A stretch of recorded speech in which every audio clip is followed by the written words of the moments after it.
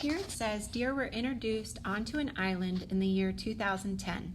The graph shows the population Y of deer X years after the animals are introduced onto the island. So when you are analyzing a graph and going to answer some questions to interpret what the graph is saying, it's important to do a few things first. First, you want to look to see what the X and Y represent. It says here that X is years. So on our x-axis, we're labeled years. And it says years after the animals were introduced onto the island. And they were introduced in 2010. So notice it doesn't have any actual years. It just has 0, 2, 4, 6.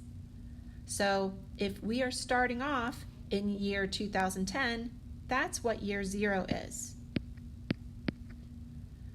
This is saying 2 years after 2010. So that would be 2012. This is saying 4 years after 2010. So that's 2014. And then this is 2016. Now notice that the Y coordinate is the number of deer, the population of deer. Once you have a sense of what the X and Y coordinates represent, remember that points are labeled with an X and a Y. So what I would recommend is that you look at the key points and don't just say the coordinates. Like this point here would be 0, maybe 78. You want to say those points with the labels. 0 is our X coordinate, so that is the 0 year, which is 2010. And then the 78 is the Y coordinate, which is the number of deer. So this point is telling us that in year 0 in 2010, there are 78 deer.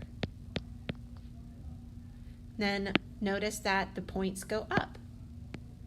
Here, what point is this? This is year 4, which is 2014. The population is about 145 maybe. So in 2014, the population is 145 deer. And then notice this point here. This other this is our x-intercept. It's important to look at our x and y intercepts and also any highs and lows on a graph when you're starting to get a feel for what the graph is showing. This point here is around 5 maybe, or 5 years after they were introduced, so 2015, and the population is 0. So again, read the coordinates with the label. 5 years after deer were introduced, 2015, there were 0 deer. So once you've kind of thought through those key points, then look at the questions. The first question, how many deer were there in 2010? Remember, that's the year that they were introduced. That's our year 0. This point right here.